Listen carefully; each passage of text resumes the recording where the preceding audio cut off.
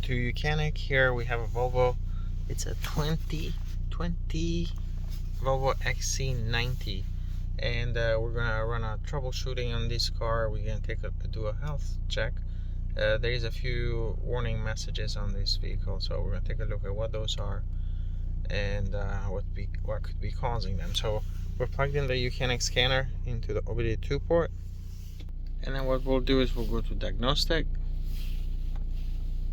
And then scroll down to the bottom where you see Volvo, select it to smart VIN. Most of the time the scanner is going to pull the VIN number, but there may be cases where the VIN number doesn't get pulled. So what you do is you do select, manual selection, and then you can go and select which model you have. So here it has already picked up the VIN and the model, so you have a few things you can do. Vehicle details, where you just check what you have the correct, but you can go to diagnostics and then you can run a quick scan, and this is going to go through all the control modules that are on this car. It's going to give us the fault codes there, each one of them, which we are going to look at them once the scan is fully complete. But these cars can have about 40, 50, sometimes 60 control units. Depends how many options, how many systems are installed on the vehicle, but the scanner is capable of looking at all of them, and then it's going to give us a report. And once we have that report, we can dive a little bit deeper. So let's give this a few minutes to complete the scan, and we're going to look at the codes that are present. So our scan here is complete. You can see there's quite a few control units that have 13 of them have full codes. The rest of them do not. So about 33 different control units on this car. So what I recommend, first thing to do is hit save.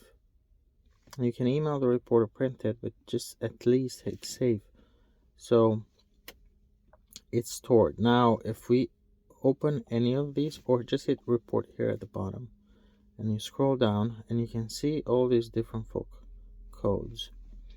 A lot of them, they seem to be low voltage, but there's also some serious issues here.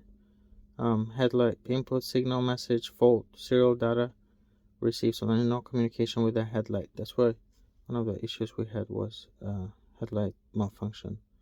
No communication there. This transmission has a few full codes. Driver information module, speakers, speaker 5 and speaker 6 are not working. What else do we have here? You can see the stepper motor leveling, so the headlights on these Volvos, they adjust high.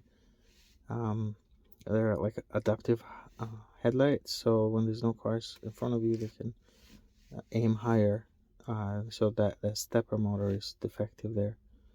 You can see here quite a few other, some of them are just simple battery voltage, so maybe a dead battery in the past could have triggered a lot of them, but some of them are more serious. So what you'd recommend to do is hit erase at the bottom.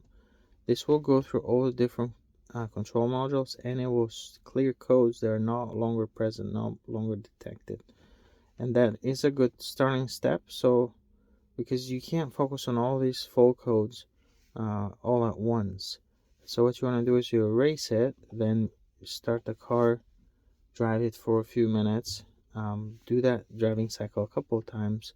I would say 5 minutes each time. That will trigger, you can drive it longer if you like, but that will trigger any issues usually that are still there. I'll trigger them again. So you can see in the central electronic module now, the code's cleared. There's only one left. The transmission, let's see if those are going to clear. If they don't clear, that's something that you can focus on, but it's not possible to focus on so many full codes as we have here. So transmission cleared, the transmission full codes. You can see all the different control modules, so it's going audio system and so on. So once you're done with it, take the car for a test drive. If you have the time to drive it longer, go ahead, do that, because sometimes some full codes might take a few driving cycles to come back on. So you can then do another scan and then we can focus on the issues that are present. So the other thing is, once you do this, you have all this list of control modules. You can enter any of them and you can dive deeper.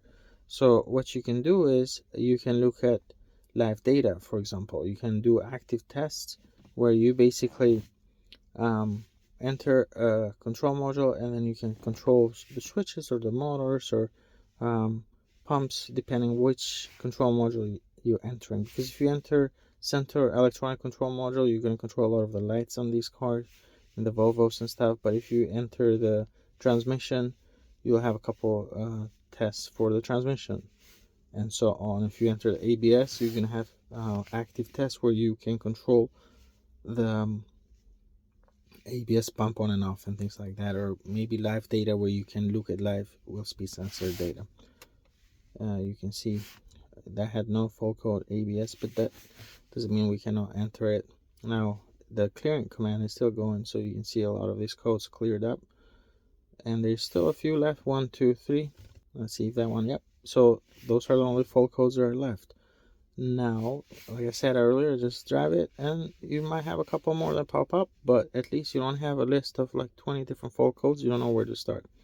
Now let's enter one of them. Let's enter engine control unit. You can read codes here. We had no full codes.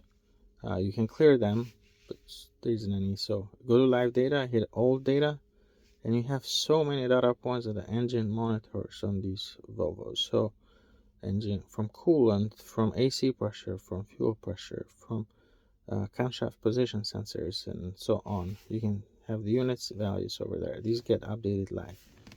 So, and the list going on and on. If there's been any misfires, like sometimes you might have cars where like there's a misfire. It's not repetitive, it's just intermittent, just random. It keeps a track here, and you know which cylinder is misfiring. So that can be good to troubleshoot like a misfire that's just random. So you can see all these data points, fuel pressure related data points, and so on. And the list goes on. And you can graph this as well. You can graph up to 4 points at the time. Let's go back here. Active test, since we're still under engine control unit. I meant to press that. Engine control unit module up on top. That means we can see tests related to this, in this case the engine cooling fan, check engine light. You can turn that on and off there. But if you go to another one, let's say central electronic module, you go to active tests in there. You can do all these active tests. You can do different things in here. You can turn all these different lights on and off, you know, like that's the horn. You can turn the horn on. Wipers, lights. On Volvo, the central electronic module is a very critical one, so that's something you might want to at least look at the codes and look at live data if you're having electrical issues. Sometimes they can get water damage and give you all kind of strange electrical issues. So but yeah, to turn any of those on, left from position light, you just select it and you can turn it on. It's on right now. If we have to go up at front, we can see that light on. But let's go back. Live data as well. Again, we're under central electronic module. You can see here battery voltages and what's activated, what's not. And this can be good for troubleshooting, especially let's say you have a horn doesn't work. Well, it says deactivated. If I press the horn but I don't hear it, we keep an eye on that. If it still says deactivated, that should say activated if I press the horn. If it keeps saying deactivated, well, probably your horn or maybe sometimes a clock spring could be defective. But you know, it's easier to troubleshoot instead of just guessing. So that's all. You can enter any of these different control modules on the Volvo. You can look at live data. You can do active tests. This is good for doing like a health check, especially if you just haven't scanned the car in a long time, or if you're looking to buy a car, this would definitely be worth it. You also here on the home screen, we were under diagnostics, but if you go under maintenance, you have a number of maintenance functions, such as ABS, service bleeding, electronic parking brake release, and so on.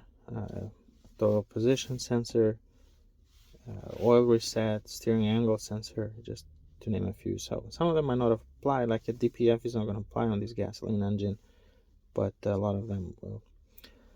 And that's it. Thank you for watching YOUCANIC, where you can be the mechanic.